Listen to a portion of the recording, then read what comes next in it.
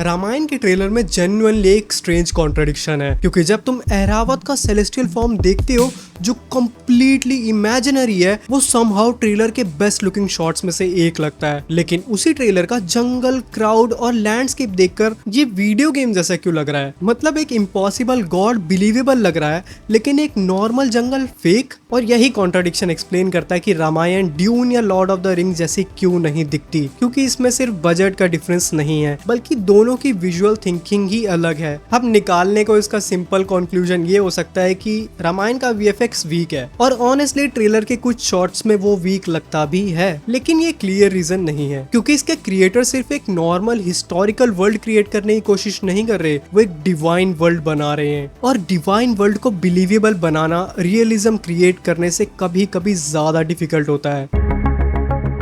सबसे पहले मैं एक चीज क्लैरिफाई कर देता हूँ, मैं इंडियन सिनेमा को हॉलीवुड से कंपेयर करके ये नहीं कह रहा कि उनके फिल्म मेकर सुपीरियर है और हमारे इंफीरियर। रादर डीनेक जैसा रेप्यूटेड स्टूडियो जो कि इंटरस्टेलर और ड्यून जैसी बड़ी मूवीज पे काम करता आया है, वही इसका वीएफएक्स हैंडल कर रहा है, so that doesn't make any sense. लेकिन रामायण के केस में ग्लोबल कंपैरिजन अनफेयर भी नहीं है, क्योंकि इस फिल्म के मेकर्स खुद सिर्फ इसे एक इंडियन फिल्म बोल के मार्केट नहीं कर रहे। प्रोड्यूसर नमित मल्होत्रा ने ओपनली कहा है कि वो इस फिल्म को दुनिया की बिगेस्ट प्रोडक्शंस के साथ शोल्डर टू शोल्डर खड़ा देखना चाहते हैं। उनका एम सिर्फ इंडिया में सक्सेसफुल माइथोलॉजिकल फिल्म बनाना नहीं है, बल्कि इंडियन स्टोरी टेलिंग के लिए ग्लोबल बेंचमार्क सेट करना है। और ऑनेस्टली ये इंडिया के लिए बेनिफिशियल ही है, क्योंकि अगर हमारी माइथोलॉजी इंटरनेशनल इवेंट सिनेमा बन सकती है, तो इससे इंडियन कल्चर और इंडियन फिल्म इंडस्ट्री दोनों का स्केल बढ़ेगा ही। इसीलिए इसके ट्रेलर का कंपैरिजन सिर्फ आदि पुरुष या ब्रह्मास्त्र से नहीं होगा, बल्कि कंपैरिजन ड्यून,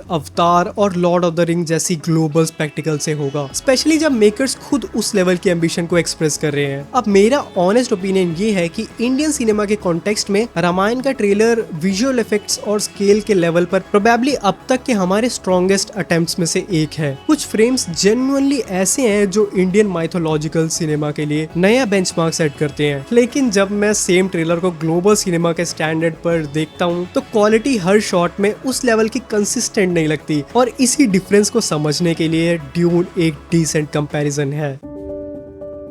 देखो, ड्यून एक कंप्लीटली फिक्शनल वर्ल्ड है, एक डिस्टेंट फ्यूचर में सेट डिफरेंट प्लैनेट, जहां जायंट सैंडवॉर्म्स हैं, फ्यूचरिस्टिक मशीन्स हैं, बिल्कुल ही डिफरेंट कल्चर जिसका कि हमारी रियलिटी से दूर दूर तक कोई लेना ही देना नहीं है। फिर भी उसे देखकर कोई सेट या वीएफएक्स वाली वाइब नहीं आती। ऐसा लगता है कि जैसे कैमरा किसी एक्चुअल प्लैनेट पर ले जाकर रख दिया हो बस। अब इसका रीजन सिर्फ फोटो रियलिस्टिक सीजीआई नहीं है, तो जैसे वहां की स्पाइसेस या रेत बोल लो, तो वो कैरेक्टर्स के कपड़ों में घुसती हुई या उनके कॉन्टेक्ट में दिखती है। और मानो अगर सनलाइट हार्श है, तो कैरेक्टर्स भी उस हार्शनेस से अफेक्टेड लगते हैं। और यही मेरे हिसाब से ड्यून का सीक्रेट है। उसका वीएफएक्स ऑडियंस को कॉन्स्टेंटली इंप्रेस करने की कोशिश नहीं करता, वो बैकग्राउंड में डिसअपीयर या ब्लेंड होने की कोशिश करता है। आप सैंडवॉर्म को देख के सिर्फ ये नोटिस नहीं करते कि क्रिएचर कितना बड़ा है और डिटेल्ड है, बल्कि पूरा एनवायरनमेंट मिलाकर आपको कन्विंस करता है कि क्रिएचर रियली वहां एग्जिस्ट करता है। अब इधर रामायण को देखो, ट्रेलर के कई शॉट्स में पहले फ्रेम की ब्यूटी नोटिस होती है, फिर उसके अंदर एग्जिस्ट करता हुआ वर्ल्ड। यही मेजर डिफरेंस है दोनों में, क्योंकि ड्यून का वर्ल्ड आपको फील करवाता है कि यहाँ लोग पहले से रहते हैं, ना कि अभी कोई नया नया सेट लगाया गया है। लेकिन इसका मतलब ये भी नहीं है कि रामायण को ड्यून की तरह डार्क, डस्टी और कलरलेस बना देना चाहिए। एक्चुअली ऐसा करना फिल्म की आइडेंटिटी के अगेंस्ट ही जाएगा।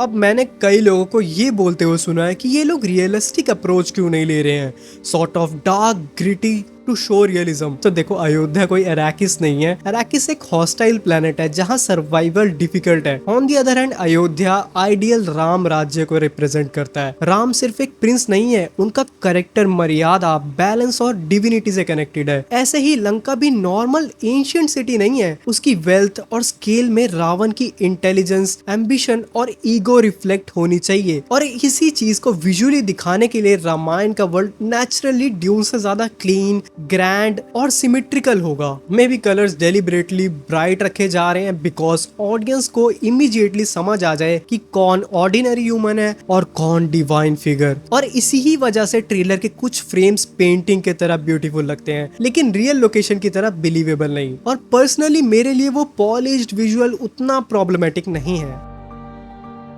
और इसी पॉइंट पर चाइनीज माइथोलॉजी और जियांजिया फिल्म्स हमें एक डिफरेंट पीओवी दिखाती है। तो जियांजिया एक चाइनीज फैंटेसी ट्रेडिशन है जहाँ immortals, gods, flying swords, celestial worlds normal elements हैं। इनकी दुनिया हॉलीवुड के फैंटेसी वर्ल्ड से टोटली डिफरेंट होती है विजुअली। इसमें बादलों के ऊपर महल हो सकती हैं और ग्रेविटी तो इसमें एग्जिस्ट ही नहीं करती। चाइनीज माइथोलॉजिकल फिल्म्स हॉलीवुड के जैसे कुछ बनाने की कोशिश तक नहीं करती, but yet it looks beautiful. अब मैं ये भी नहीं कह रहा कि हर चाइनीज माइथोलॉजिकल फिल्म का वीएफएक्स बिल्कुल परफेक्ट होता है, लेकिन बेटर फिल्म्स देखकर तुम एक चीज क्लियरली समझ जाओगे कि ये लोग डिवाइन वर्ल्ड को रियल अर्थ से बिल्कुल अलग दिखाते हैं और उस वर्ल्ड के अपने रूल्स कंसिस्टेंटली फॉलो भी करते हैं। जैसे एक कैरेक्टर हवा में उड़ रहा है, कॉस्ट्यूम, हेयर, कैमरा और एनवायरनमेंट उस मूवमेंट को सपोर्ट करते हैं। ऐसे ही रामायण के बेस्ट शॉट्स में ये इंटरनल रियलिटी वर्क करती है। विष्णु जी का कॉस्मिक स्केल, कुछ सेलेस्टियल क्रिएचर्स और सिलेक्टेड हीरो फ्रेम्स में कॉम्पोजिशन, लाइट और ग्रैंडियर एक ही डायरेक्शन में काम करते हैं, जिसकी वजह से वो शॉट्स अच्छे लगते हैं। लेकिन जहाँ भी जंगल, क्राउड्स या आग जैसे शॉट्स आते हैं तो वो फेक लगते हैं। यहाँ प्रॉब्लम इंडियन विजुअल आइडेंटिटी नहीं है, प्रॉब्लम इंटीग्रेशन है।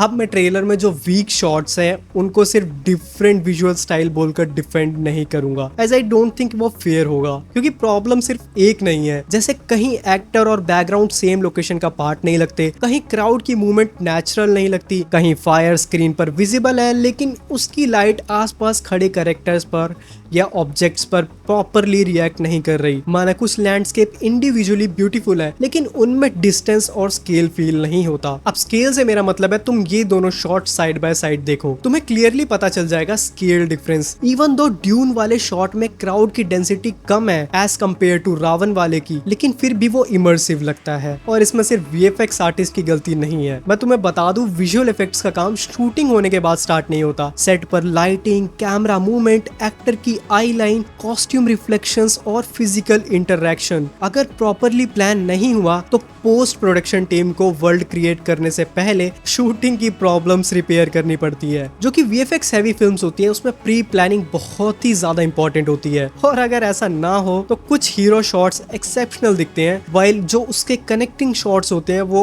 अनफिनिश्ड लगते हैं, जिसका एक रीजन में भी सिलेक्टेड फ्रेम्स पर मैक्सिमम टाइम, मनी और अटेंशन डाला गया हो सकता है। लेकिन ग्लोबल लेवल फिल्म का स्टैंडर्ड सिर्फ पोस्टर वर्दी शॉट्स डिसाइड नहीं कर सकते। रियल टेस्ट तो वो नॉर्मल सीन्स है जहां कैरेक्टर सिर्फ चल रहा है या सराउंडिंग्स के साथ रिएक्ट कर रहा है, बिकॉज वही सीन वर्ल्ड को व्यूअर के साथ कनेक्ट करते हैं। अब तुम ये मत सोचना कि रामायण ड्यून जैसी क्यों नहीं लगती, क्योंकि ड्यून जैसा लगना भी नहीं चाहिए। रामायण को अपने कलर्स, अपनी डिवोशनल इमेजिनरी और अपनी लार्जर देन लाइफ आइडेंटिटी बनानी चाहिए, जो कि नो डाउट ये लोग कर भी रहे हैं। तो अब हम इसे ऐसे कंक्लूड कर सकते हैं कि रामायण हॉलीवुड फिल्म्स जैसी इसलिए नहीं लग रही क्योंकि वो एक different kind of world create करना चाहती है, लेकिन ग्लोबल बेंचमार्क के लिए एम्बिशन के साथ कंसिस्टेंसी भी चाहिए, जो कि आई एम होपफुल ये लोग अचीव कर सकते हैं। बाकी मैं मिलता हूँ तुमसे अगले वाले में।